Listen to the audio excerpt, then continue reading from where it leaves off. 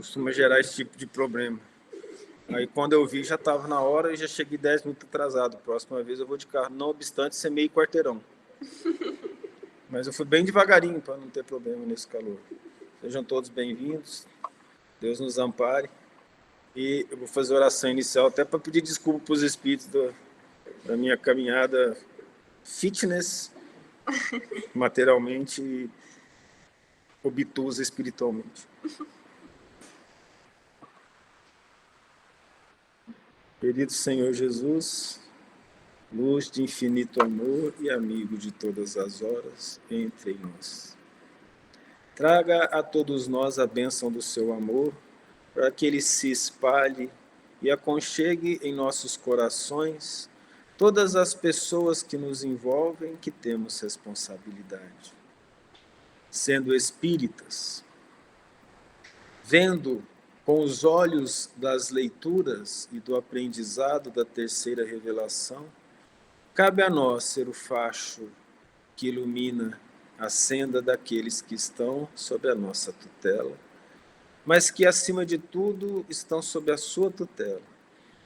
O Senhor, que é o pastor desse planeta, que quer trazer todas as suas ovelhas para o reino de Deus, sejamos também trabalhadores da sua seara, glorificando-te com as ações no bem e no esforço constante de redenção, entendendo que, não obstante a distância da perfeição, a dedicação ao bem já é felicidade. Envolva-nos em teu amor para que a compreensão do teu evangelho não seja apenas intelectual, mas, acima de tudo, moral. Para que em nossos corações o teu amor se espalhe pelas mãos nas ações do dia a dia. Obrigado, Senhor. A gente achou que ia pedir desculpa por causa da padaria, mas não pedi. Vamos lá. Nós paramos aqui no capítulo 5 do João. Parou de apresentar? Vamos reapresentar, então.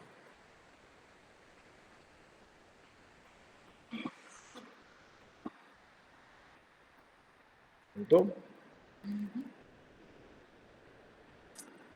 E versículo 18. Por isso, pois, os judeus ainda mais procuravam matá-lo, porque não só violava o sábado, mas Deus era seu próprio pai, fazendo-se igual a Deus. Eu vou chamar de ciúmes, né? Por que eu vou chamar de ciúmes? Uma das escritas do Allan Kardec no Evangelho segundo o Espiritismo, acho que não é Allan Kardec não, foi um espírito, falou assim, do homem orgulhoso: não podendo ser Deus, ele não aceita Deus, ou não aceita não se igualar a Deus. O Cristo provava que ele era o Filho de Deus. E ele falava: crede pelo menos pelas obras. Ele vai falar, João, nós vamos chegar lá no capítulo 14, ele vai falar para Tomé e para Filipe: não vede que eu estou no Pai, o Pai também está em mim? Acreditai pelo menos pelas mesmas obras, porque ele faz a obra do Pai. Agora, vamos pensar um pouquinho. O homem cura, faz o bem, não pede dinheiro, não pede poder, não era candidato a nada, porque podia ser candidato ao Sinédrio, né? Que era o conselho dos sacerdotes lá. Poderia ser um doutor da lei, se ele quisesse, poderia ser um escriba. Não pediu nada, não fez mal, e eles queriam matá-lo. Veja a gravidade disso. Porque ele curava no sábado. A palavra curava já é para tirar qualquer situação de dúvida quanto ele é seu filho do pai. Aí você usa no sábado, ou seja, uma justificativa sem sentido. Eu fico imaginando que daqui uns 100 anos as pessoas vão ler isso aqui e falar: meu Deus, isso aqui é piada, né? É comédia, porque não tem condições isso. Onde já se viu querer matar o homem pelo bem que ele faz às pessoas? É algo para a gente pensar também. Quantas vezes a gente já viu, e aí agora é uma questão de introspecção, vamos pensar. A gente já viu alguém fazendo bem porque ele ia aparecer mais que a gente? A gente não para pensar no que o outro está fazendo, a gente pensa com o nosso eu, o centro das atenções. Se eu não sou o centro das atenções, a pessoa está sendo e eu não quero, eu luto contra ela, mesmo que ela esteja fazendo bem. Entendeu? Porque a base do raciocínio é o eu, sou eu. Aí vem as invejas, os ciúmes, o desejo de diminuir certas pessoas. Por que a gente quer diminuir certas pessoas? Porque a gente não tendo a força para fazer o que ela fez e nem a disposição, tempo, e não quer vencer a preguiça, a gente quer rebaixá-la a nós. Eu uso o Aristóteles, o filósofo, como exemplo. Ele falou mal de todos os filósofos possíveis. Mas não é possível, né, que todos, né, só menos Tales de Mileto, ele não falou mal. O que eu achei interessante, porque ao invés dele poder tentar entender um Sócrates, por exemplo, que com certeza moralmente foi maior que ele, ou um Arquimedes, que em termos de raciocínio matemático foi maior que eles, Pitágoras, que em matemática foi maior que ele, pegar os outros, vamos pegar assim, Parmênides, que em termos de raciocínio abstrato foi maior que ele, ao invés dele fazer isso, ele tentou rebaixar os outros. Vocês compreendem isso? E a gente tem essa tendência de inferioridade. Ao invés de tentar entender a causa do que o outro está fazendo, a gente tenta rebaixá-lo porque nós não estamos dispostos a fazer. Eu passo por isso muito. Por quê? Porque eu gostei de estudar desde pequeno, né?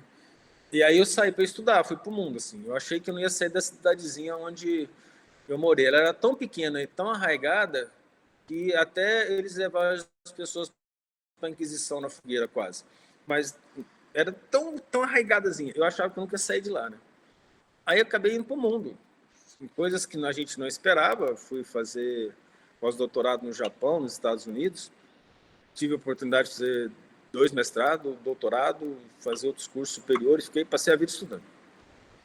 E isso não é motivo de alegria, não. Assim, alegria pela bênção que Deus nos deu. Mas não foi assim, nossa, foi tão fácil, né? Que as pessoas muitas vezes acham. Aí eu percebi assim, quando eu voltei do Japão a primeira vez, eu não tinha nem lugar para sentar na universidade. Tiraram meu laboratório, roubaram pessoas com doutorado, meus itens particulares.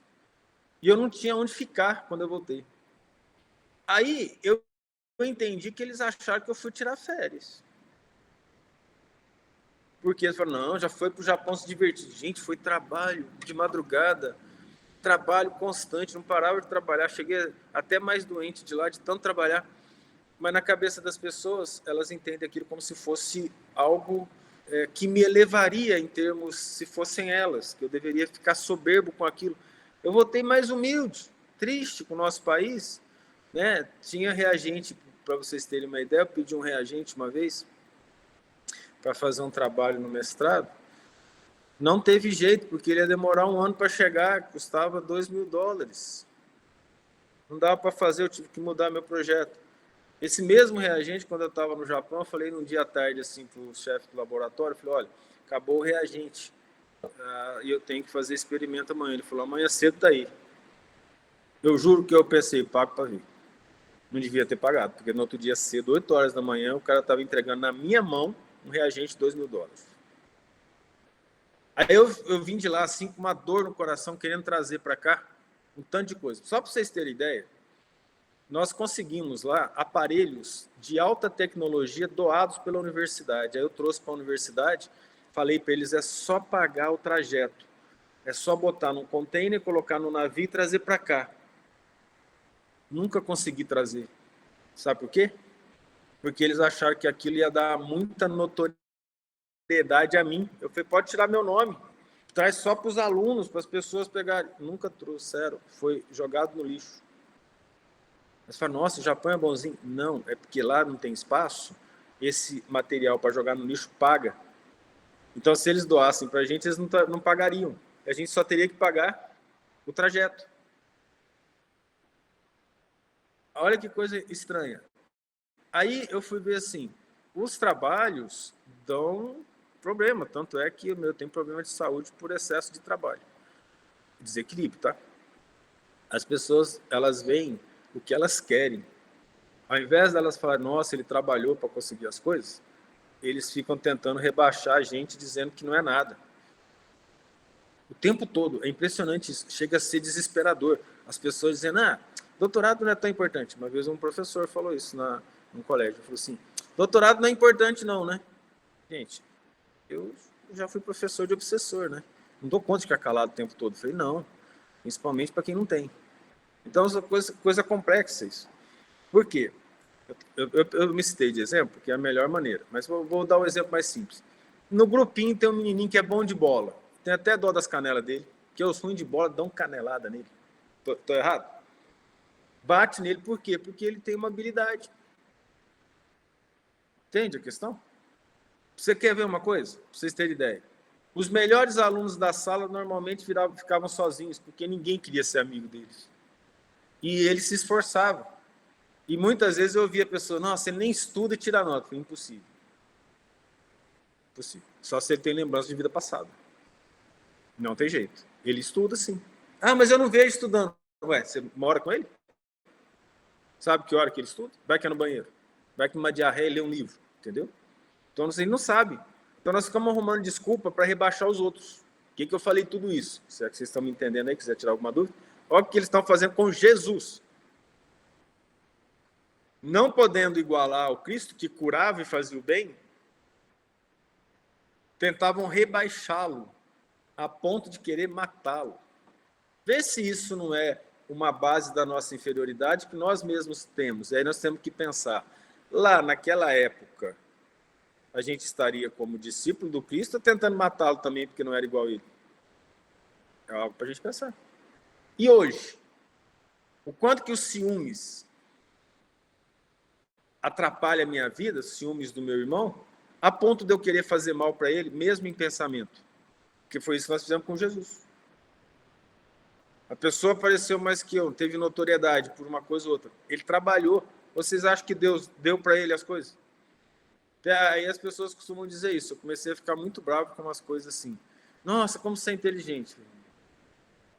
Esforço. Esforço. O próprio Einstein falou isso. Falaram assim para ele.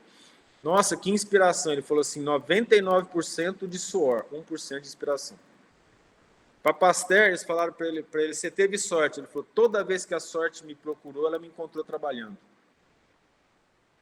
Então, se a gente acha que Deus deu para a pessoa uma coisa e não deu para a gente, aí o que a gente faz? De maldade. A gente fala, nossa, como você é inteligente. Ou seja, Deus te dotou, mas não me dotou, então eu não vou fazer nada para chegar aí. Entenderam a base por trás do negócio? A base por trás é, eu não estou disposto a fazer, então eu dou um jeito ou de colocar a pessoa tão distante a ponto que eu não possa chegar, ou matá-la. Matá-la, entende?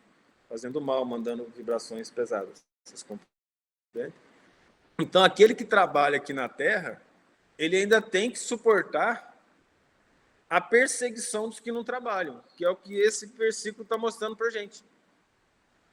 Aquele que adquiriu algo, ele tem que sofrer a perseguição dos outros que não estão dispostos a fazê-lo.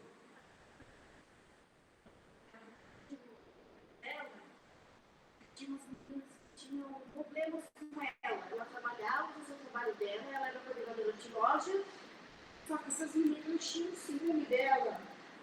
Eu acho que ela, às vezes, com aquela energia bonita, aquelas meninas, sabe, de ciúmes. Ela acha que a minha mãe fica assim melhor que elas, não. É o cargo que ela tinha recebido, que ela tinha se preparado e colocaram ela lá. Então, essas meninas tinham ciúme. E você falou assim, uma perseguição com ela, então acho que ela mal a energia dela. Mas eu tive que fazer até uma oração para ela, assim, em pensamento, porque a energia era muito carregada lá. Era muito carregada. Esse é um dos exemplos.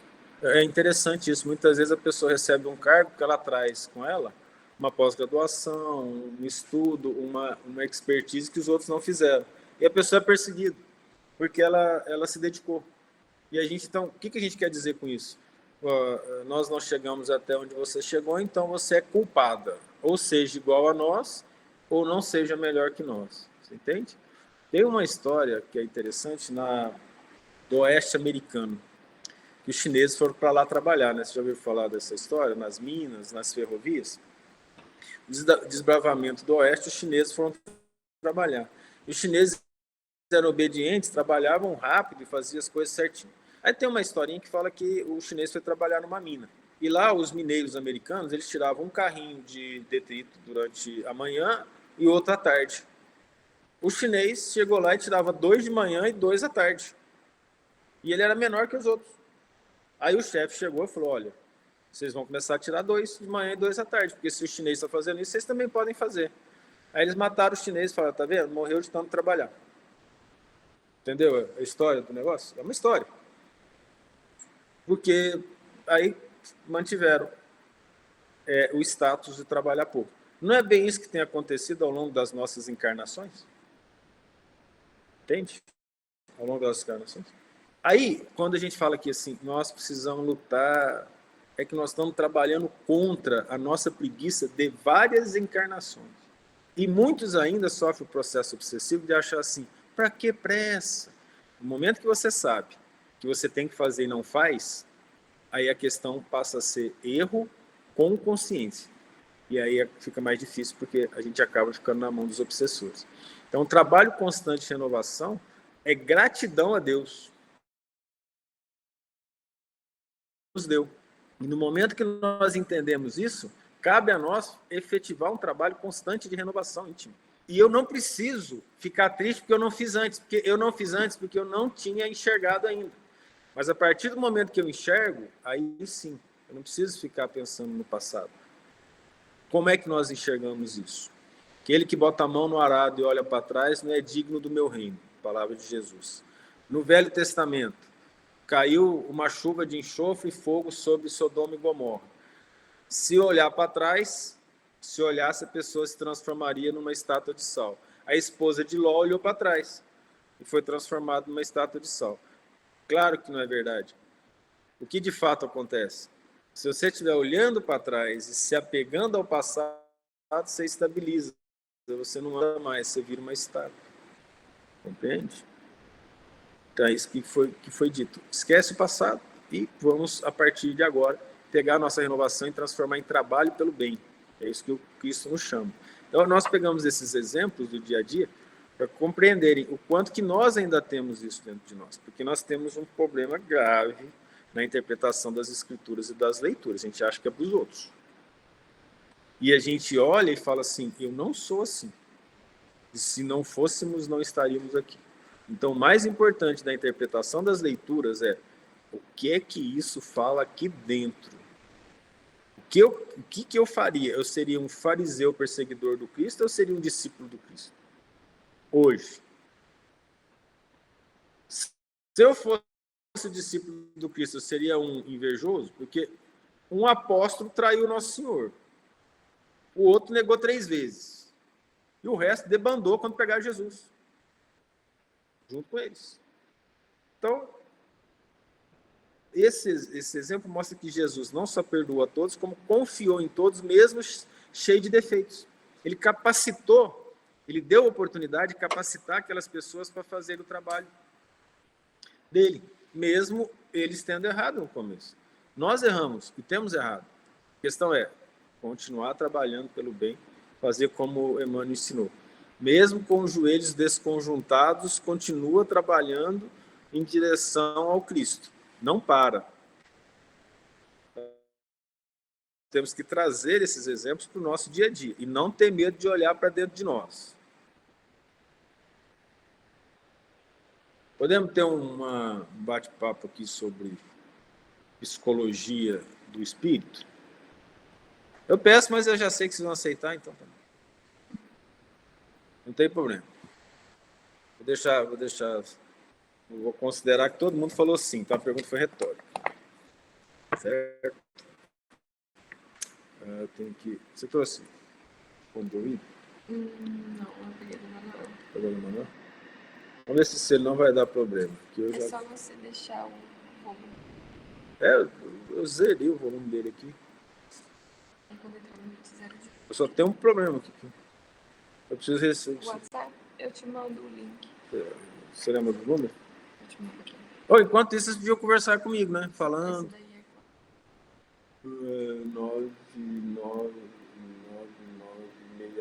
99969925028.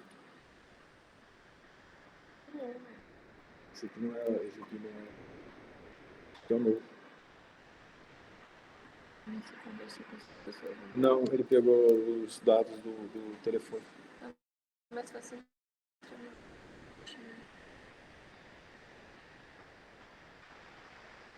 Vamos falar comigo? Desculpa. É porque tem. Achou? Não, o link é esse. Qual que é o número? Vamos lá. 99692-5028. Manda pra mim.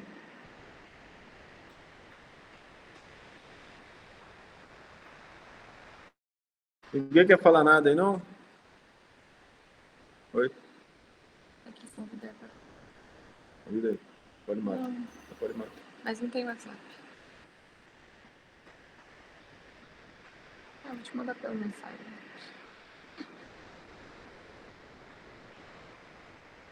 Ninguém fala nada. Você recebeu Nem um a 6 aqui, SMS. nem a 6 aqui. Você não recebeu. Ninguém fala nada.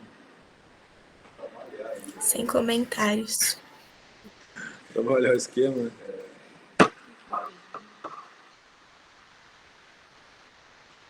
É porque eu vou fazer uma análise aqui, que é de a gente entender um pouco da nossa psicologia. O que a gente é desse jeito. Aí, essa análise é assim, quem nós somos e quem nós pensamos ser. Ela é interessante. Quem nós somos? O que nós somos de fato? A gente sabe. Não tem como saber nessa vida, porque a gente não lembra das encarnações passadas. Então, a gente suspeita de quem a gente é. É a bondade de Deus. Por que a bondade de Deus? Porque Ele nos fazendo esquecer, nós temos sempre a chance de recomeçar. E nessa própria vida, a gente pode esquecer do passado. Excelente. Isso, deu certo? Uhum. Aí a gente esquecendo do passado, a gente recomeça.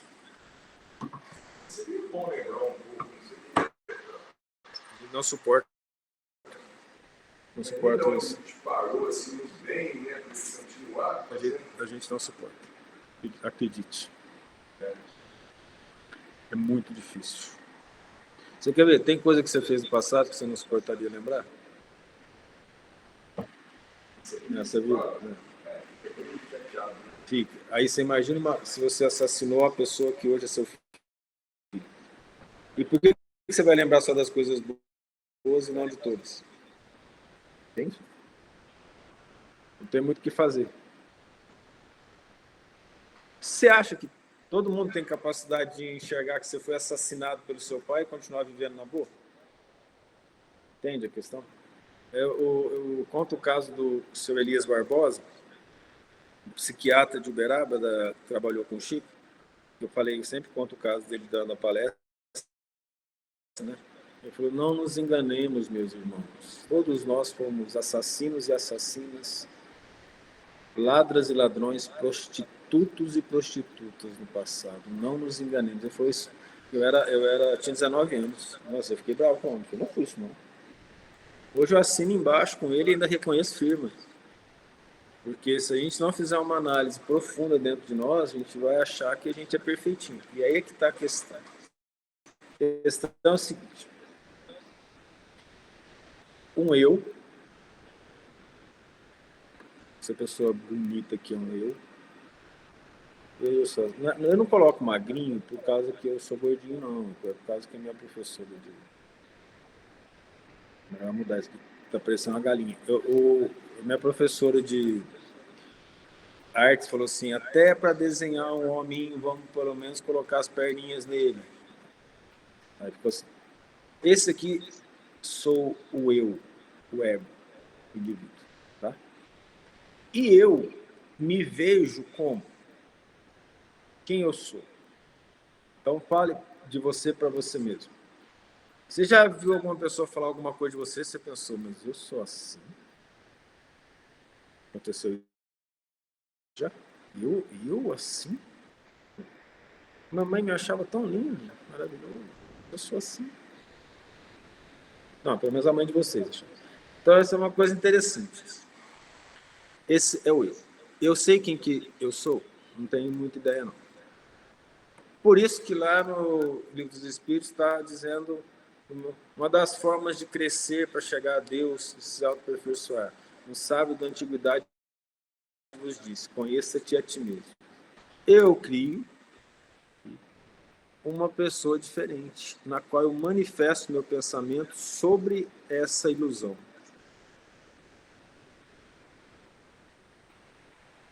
E essa pessoa é a pessoa que eu acho que eu sou. Esse indivíduo aqui é a projeção das minhas ideias. É a projeção que eu sou. E é essa pessoa do que eu passo para a sociedade. Algumas pessoas sabem que elas não são boas, então elas vêm sorrindo para esconder a máscara interna. Não é o sorriso natural. Você fala assim, boa, eu já sorri. Você fala assim, você é feio. Sou. Ela está sorrindo, ela acostumou a fazer isso. Acostumou a entregar para a sociedade uma face, porque ela não tem ideia de que o mundo...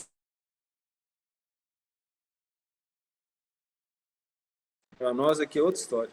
Te conheço. Está sorrindo falsamente? Aí você se liga mais a ele.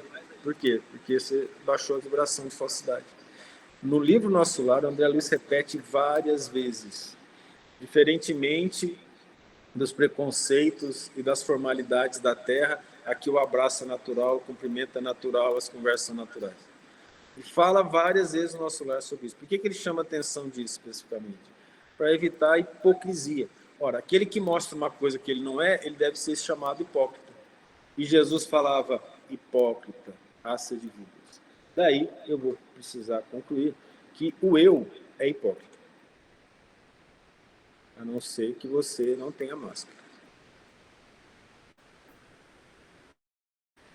Então Jesus falava para nós, você que faz as coisas por trás, para que os outros não descubram a sua maldade.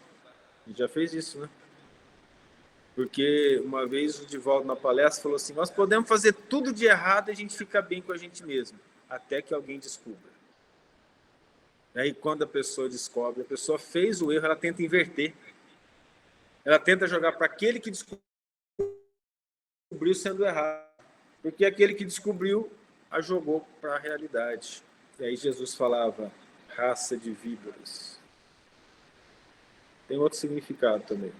Raça de víboras, mas em termos psicológicos entra nisso. Então não vamos nos xingar não, mas é uma questão da nossa inferioridade, certo? E aí vamos colocar aqui aquilo que todos nós somos, egoístas. Porque o Velho Testamento e o Novo Testamento falam fuja da iniquidade. Esse sou eu. No entanto, eu quero me projetar aqui uma pessoa sincera. Já perceberam? Pergunta para as pessoas, você é falsa? Não, eu sou muito sincero, eu falo as verdades, na própria mentira que acabou de dizer. Vocês já conversaram com uma pessoa sincera? Ela é odiada. Os filósofos antigos falavam assim, para arrumar inimigos, basta falar a verdade. Entende? Eu quero passar para os outros que eu sou sincero. Pergunta para qualquer pessoa, para mais falsa que existir, você é sincero? Eu sou. Ela quer ser sincera. Então, veja bem, contra a hipocrisia, sinceridade. Mas isso é o que eu quero passar, não é o que eu sou. Entende? Aquele que faz e quer esconder. O que ele quer passar? Ele é uma pessoa... Ele é bom. Eu sou bom. Nossa, eu sou muito bom com as pessoas. O meu problema é que eu sou muito bom com as pessoas. Não é não? Eu sofro demais. Por quê? Porque eu sou bom. Mas Jesus falou, quem é bom não sofre, não. Quem é bom é feliz. Mas eu sofro. É uma coisa errada. Eu sou muito bom, por isso que eu sofro. Eu faço bem para as pessoas, por isso que eu sofro. É verdade? Isso é o que você quer. E eu sou muito caridoso. Eu ajudo todo mundo que eu posso. Desde que seja algo que sobre e eu não preciso mais. Você quer ver uma coisa assim? Interessante? A gente dá as roupas usadas ou as roupas que ainda a gente usa para as pessoas? Por que que a pessoa necessitada tem que usar roupa que não me serve mais?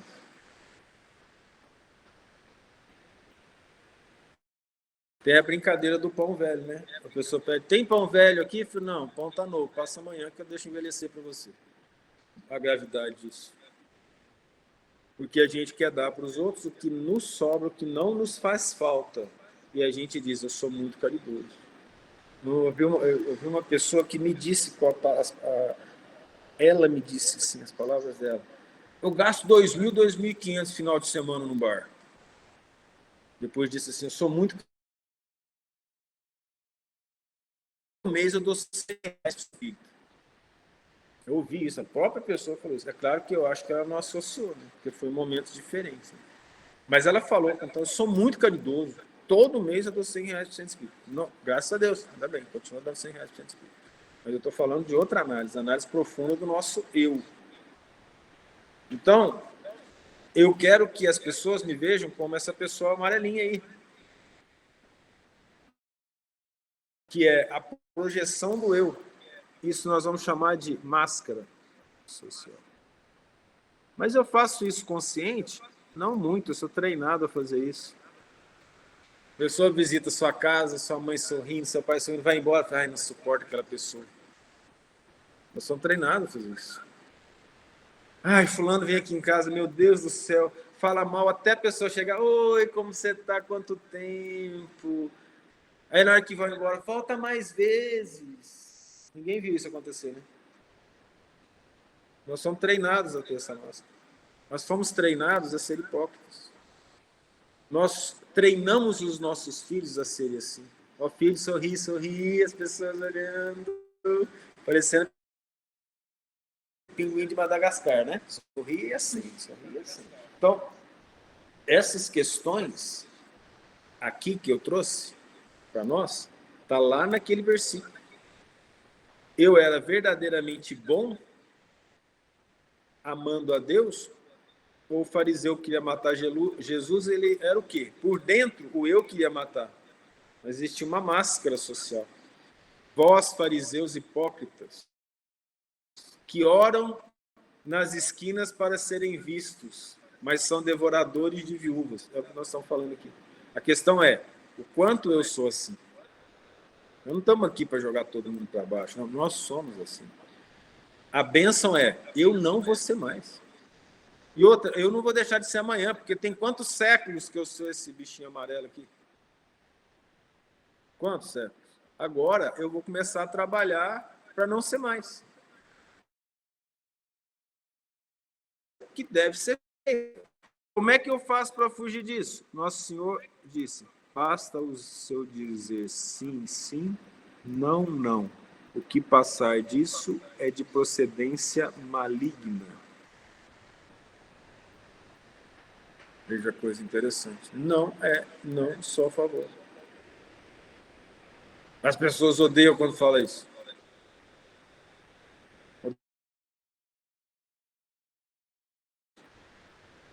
Eu sei disso, porque eu já treinei isso e já faço isso. Ah, vamos fazer tal coisa assim. Não, e sai. A pessoa fica doida. Como assim? Você não está no nosso grupo? E eu falo só não, porque não quero entrar na conversa. Por quê? Porque é errado, nós vamos fazer mal para os outros. Vou dar um exemplo de onde começou o ódio. Nós entrei na faculdade, chegou o segundo semestre, entra os calouros, né? Vamos dar trote nos calouros. É assim que a gente faz. Aí eu falei, vamos fazer o seguinte, ó, não vamos comprar farinha nem ovo, não, porque tem gente passando fome e a gente fica jogando farinha e ovo nas pessoas. Gente, mas foi um silêncio na sala. Mas um silêncio. Todo mundo olhou assim, ó. Eu senti a raiva chegando assim, penetrando. Porque é o que eu sentia. E todo mundo concordou. Felizes? Não, porque eles foram evidência. E o curso que eles faziam e a realidade do mundo mostrava que aquilo lá não podia ser. Como é que eu vou deixar alguém passar fome, vou gastar meu dinheiro comprando ovo para jogar no jogo? Você imagina uma pessoa que está passando fome, vendo um ovo sendo quebrado de brincadeira na cabeça do outro, enquanto poderia estar dando alimento para ele. Você compreende? Então, você vê que trabalhar para Jesus é mais complicado. Porque eu tenho que falar verdades e as pessoas não aceitam muito bem, entende? As pessoas más aproveitam disso. Ela vai fazer uma maldade e o que ela faz? Ela vai e força a pessoa que ela sabe que é mais fraca, que não vai dizer não, porque ela quer ser melhor, então ela se fecha dentro dela mesmo por causa da culpa. Ela fala assim, vou fazer tal coisa, tá? Vai prejudicar todo mundo. A pessoa, tá. Você quer ver ela virar mais, essa pessoa boa? Não concordo com o que você vai fazer, porque vai prejudicar as pessoas. Quê? Eu tenho que pensar em mim. Exatamente, foi o que Jesus ensinou. Pensa em você, não foi ama ao teu próximo, nem ama a Deus. Olha como que o mundo está. Gente, isso aqui é uma aula de realidade. É machuca. Mas eu não posso deixar de falar porque é o que nós somos. Isso nasceu da análise interna minha, de mim mesmo, entende? Uma análise minha. De olhar para mim e falar quem que eu sou. Eu vou dar uma ideia para vocês. Eu era chamado de Kardequinho. Quando eu era menino, eu sou espírito desde cedo. As pessoas me consideravam um exemplo. Eu não falava palavrão. Eu não sorria. Eu era uma austeridade, assim, uma cara séria. Só falava certinho. Português corretinho. Um dia eu olhei e falei, não sou assim. Tem alguma coisa errada comigo. Foi quando eu estava indo para o centro. O espírito falou assim para mim, tá vendo? Você não tem mais que evoluir, você é bondoso. Me falou isso com uma persuasão, eu falei, tá muito errado isso aqui, pelo que eu li. Tá errado. Aquilo lá me fez chegar em casa e começar a meditar. Meditei, falei, nossa, eu não sou nada dessa pessoa.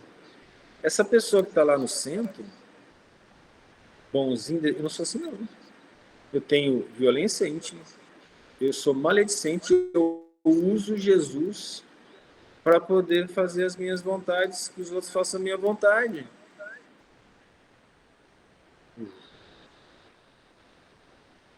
Vou entrar em depressão? Vou mudar esse negócio. Comecei falando os palavrões em voz alta. Comecei a contar piada, eu nem ria. Uma vez a pessoa contou uma piada e falou, você não vai rir? Eu falei, não, achei engraçado, eu não gosto de piadas. Pagou a língua. Não, pagando a língua? Minha vida é pagar a língua. Minha vida é pagar a língua. Gente, que pessoa austera e infeliz. Eu não aceito isso, eu quero ver quem eu sou. E eu tive essa coragem, eu quero ver quem que eu sou. Eu vou dar trela para mim, não vou ficar segurando não. Eu quero saber quem que eu sou. Eu comecei a ver, falei, vamos começar a resgatar esse indivíduo. Vamos começar a resgatar esse indivíduo. Não dá para ser assim não, vou melhorar. E assumir determinadas coisas. Você gosta de fulano? É porque ele é assim. Não gosto não. Não, mas eu não gosto, mas eu vou aprender a gostar, mas no momento eu não gosto. Eu vou ser hipócrita.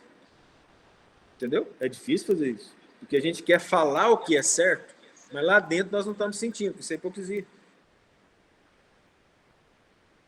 E aí, sua mãe é tão bondosa, né? Você fala, meu Deus do céu. Fala pro genro que a mãe dela. Aí a pessoa fala, não é. Não, olha, minha mãe é uma pessoa que está assim como nós, está lutando para evoluir, mas tem seus problemas. Não vou vender ilusão de que os outros são bons, não. Entendeu a questão? E aí as pessoas acham ruim. Então, eu já ter falado algumas coisas sobre pessoas da minha família, e a outra pessoa também falou, só que ela me criticou, ela não viu o que ela estava fazendo. Ela não enxerga, porque ela pode. Ela se sentiu magoada. Mas todos somos iguais nesse ponto. Mas é bom. Mas criticar é errado. Por quê? Jesus não criticou os fariseus, não? A questão é a intenção. Eu estou fazendo isso para eu me sobressair ou a crítica vai fazer bem para os outros? O evangelho vem na minha salvação. Devo criticar ou evidenciar o mal de uma pessoa? Uma questão muito delicada.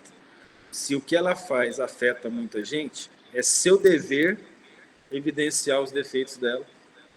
Mas se aquilo só faz mal a ela, vá conversar com ela pessoalmente. Evangelho segundo o Espiritismo. Então, bota na balança. Tem uma pessoa fazendo mal para um tanto de gente. E, pessoal, a pessoa está fazendo mal para um tanto de gente.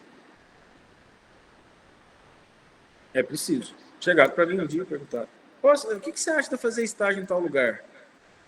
Uma pessoa que está começando a carreira, eu já conhecia o tal lugar e sabia que a carreira dela ia embora, porque lá as pessoas eram vaidosas, não ensinavam, não faziam pesquisa direito. Não é um bom lugar, porque ali você não vai ter trabalho publicado, provavelmente você não vai ter condições de entrar no mestrado, já que você quer entrar nessa vida, vai dificultar a sua vida. Ela foi lá e falou para as pessoas acharam ruim comigo. Não tem problema nenhum, não. Eu concordo, e é assim mesmo que você é. Eu falo assim, tem esse problema. É desse jeito, sim, é assim. Vocês fazem assim, vocês enganam. Vocês estão colocando trabalho de má qualidade no Facebook porque os alunos não sabem que é de má qualidade, correm atrás de vocês por causa da vaidade da projeção da mídia, mas saem sem saber nada. Vocês acham que eu fui amado? Perseguido. Então eu vou trabalhar para Jesus sendo falso? E dizendo para mim mesmo que é assim que Jesus fez? O que a gente está lendo aqui? Estão querendo matar Jesus, porque ele entrou lá na sinagoga e falou as coisas. Ele entrou na casa do fariseu e falou a verdade. O doutor da lei falou, mas o senhor nos fere. Ele falou, eu sei, doutor da lei. Veja, aí o pessoal fica...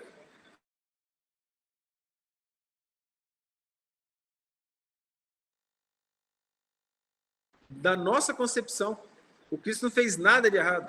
Acha que o Cristo não criticou ninguém. O Cristo criticou o tempo todo o ambiente que ele vivia. Por que Sócrates foi morto? Ele criticou a sociedade. Então a gente tem que ser crítico também? Mas não precisa, se for para nos elevar, não vale a pena. Mas se for para crescimento íntimo, é dever cívico.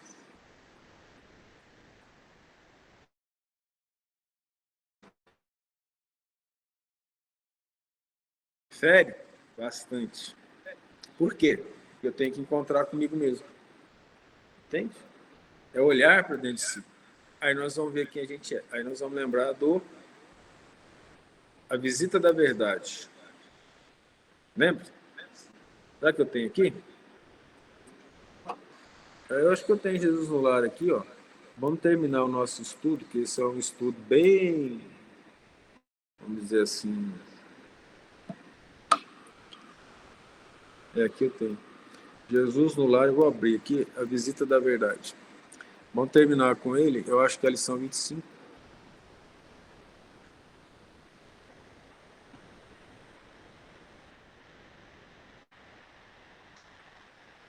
Para a gente olhar para dentro de nós, porque os nossos estudos espíritos é 25.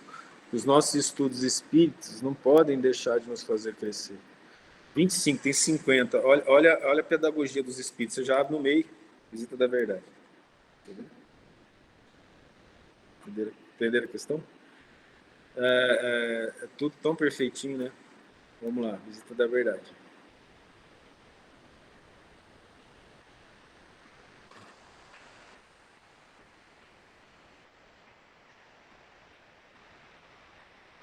Não, né? Apareceu? Então vamos. A Visita da Verdade. Certa feita, disse o mestre que só a verdade fará livre o homem. E talvez, porque ele não pudesse apreender de imediato a vastíssima extensão da afirmativa, perguntou-lhe Pedro no culto doméstico: Senhor, que é a verdade? Jesus fixou no rosto a enigmática expressão e respondeu: a verdade total é a luz divina total. Entretanto, o homem ainda está longe de suportar-lhe a sublime fulguração. Reparando, porém, que o pesquisador continuava faminto de esclarecimentos novos, o amigo celeste meditou alguns minutos e falou: numa caverna escura, onde a claridade nunca surgira, demorava-se certo devoto implorando socorro divino. Esse tipo de lição só funciona para devoto. Quem não quer trabalhar para Jesus, esse tipo de lição não afeta nada, porque a pessoa não chegou no ponto de poder ouvi-la, entende? Entenderam a questão? Precisa ter um determinado nível para poder entendê-la e ouvi-la. Declarava-se o mais infeliz dos homens, não obstante, em sua cegueira, sentir-se o melhor de todos. É o que nós somos. A gente sempre fala que a gente é triste, infeliz, mas para Deus a gente se sente o melhor. Porque a gente não quer que ninguém nos sobressaia a nós. Reclamava contra o ambiente fétido em que se achava. O ar empestado sufocava. Dizia ele em gritos comoventes. Pedia uma porta libertadora que o conduzisse ao convívio do dia claro. Afirmava-se robusto, apto, aproveitável. Por que motivo era conservado ali, naquele insulamento doloroso? Chorava e bradava, não ocultando aflições e exigências. Aflições e exigências. Que razões o obrigavam a viver naquela atmosfera insuportável? Notando nosso pai que aquele filho formulava súplicas incessantes, entre a revolta e a amargura, profundamente compadecido, enviou-lhe a fé. Deus mandou ajuda para alguém que estava em revolta e amargura. Ele não abandona ninguém. A sublime virtude exortou-o a confiar no futuro e a persistir na oração. Ele já orava. O infeliz consolou-se de algum modo, mas a breve tempo voltou a lamuriar. Queria fugir ao monturo e, como se lhe aumentassem as lágrimas, o Todo-Poderoso mandou-lhe a esperança. A emissária afagou-lhe a fronte suarenta e falou-lhe da eternidade da vida, buscando secar-lhe o pranto desesperado. Para isso, rogou-lhe calma, resignação, fortaleza. O pobre pareceu melhorar, mas decorridas algumas horas, retomou a lamentação. Não podia respirar, clamava, em desalento. Condoído, determinou o Senhor que a caridade o procurasse. A nova mensageira acariciou-o e alimentou-o, endereçando-lhe palavras de carinho, qual se lhe fora abnegada mãe. Todavia, porque o mísero prosseguisse gritando, revoltado, o pai compassivo enviou-lhe a verdade. Quando a portadora de esclarecimento se fez sentir na forma de uma grande luz, o infortunado então viu-se tal qual era e apavorou-se. Seu corpo era um conjunto monstruoso de chagas pustulentas, da cabeça aos pés. E agora percebi, espantado, que ele mesmo era o autor da atmosfera intolerável em que vivia. O pobre tremeu, cambaleante, e notando que a verdade serena lhe abria a porta da libertação, horrorizou-se de si mesmo, sem coragem de cogitar da própria cura, longe de encarar a visitadora, frente a frente, para aprender a limpar-se e purificar-se. Fugiu espavorido em busca de outra furna, onde conseguisse esconder a própria miséria, que só então reconhecia. Só de reconhecer já é um passo a mais. Há quantos séculos a gente tem feito isso? Muitas vezes a furna que a gente entra é a encarnação de novo. E no esquecimento do passado a gente volta a cometer os mesmos erros. O mestre fez longa pausa e terminou. Assim ocorre com a maioria dos homens perante a realidade. Sentem-se com direito à recepção de todas as bênçãos do Eterno e gritam fortemente, implorando a ajuda celestial. Enquanto amparados pela fé, pela esperança ou pela caridade, consolam-se e desconsolam-se, creem e descreem, tímidos, irritadiços, hesitantes. Todavia, quando a verdade brilha diante deles, revelando-lhes a condição em que se encontram, costumam fugir, apressados, em busca de esconderijos tenebrosos, dentro dos quais possam cultivar a ilusão.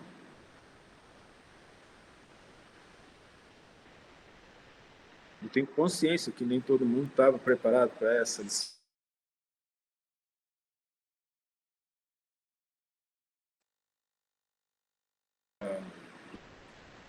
De um estudo que traz esse tipo de conversa.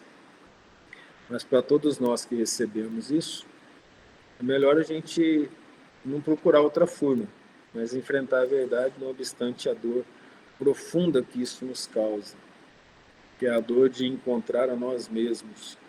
Nós somos filhos de Deus, nós somos almas que seremos anjos. As dores são muito profundas. Não obstante, Deus nunca fecha as portas, Ele as abre para nós. Então, cabe a nós a decisão de seguir em frente. É doloroso, é difícil, mas se fosse impossível, Deus não teria colocado. É preciso vencer. E para vencer, é preciso lutar. E lutar com amor, dignidade, sabedoria, inteligência e amizade. O que a gente faz de estudo, a gente ore uns pelos outros nesse processo de redenção e trabalho que nós temos que fazer para crescer. E cabe a nós perguntar o quanto que eu estou de acordo com as tenebrosas ideias da ilusão do comportamento social e o quanto que eu quero me adequar ao comportamento que o Cristo nos ensinou. Faço essa pergunta o tempo todo. Medito o tempo todo. Dificuldades imensas, dores imensas. Porque quanto mais a gente reconhece os nossos erros, mais doloroso fica a gente entender quem a gente é. No entanto, não podemos parar nunca. Vamos continuar trabalhando, estudando e não desistindo. Eu costumo brincar que eu falei sobre os títulos, né? Eu falo para algumas pessoas assim: eu chegar lá com o meu título para São Pedro e falar se eu posso entrar, é capaz dele me mandar direto para o inferno, entende? Posso ter o título que for, posso ser o maior jogador de futebol do mundo, de basquete, do que for. Se eu não for bom, o céu não foi feito para as evidências terrenas, mas para as almas puras e dedicadas ao bem. Certo? Faz a oração final. Sim, senhor.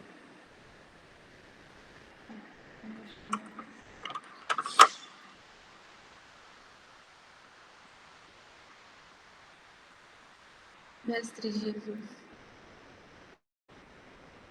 nós te agradecemos por mais uma vez a verdade sobre nós, pelo estudo profundo da sua vida aqui. Nós consigamos tirar, extrair toda a verdade do seu ensinamento, a verdade das nossas lutas, tristezas, que foram criadas por nós e que são agora conduzidas pela sua mão amiga e caridosa, para que enxergando nós transformemos, para que vendo a sua luta e a sua dor aqui na terra sem ter feito nada, nós entendamos a responsabilidade da parcela dos sofrimentos que vivemos, que somos nós a causa. Que nós tenhamos coragem para nos enxergarmos as feridas profundas, as deformidades que colocamos e limpar com o amor que o Senhor nos ensinou, amando ao próximo como a nós mesmos, aprendendo a nos amar e a traduzir esse amor em fraternidade real. Nós te agradecemos pela bondade dos seus ensinamentos, a bondade dos Espíritos que nos trazem essa verdade límpida que cabe a nós aproveitar sempre. Muito obrigada.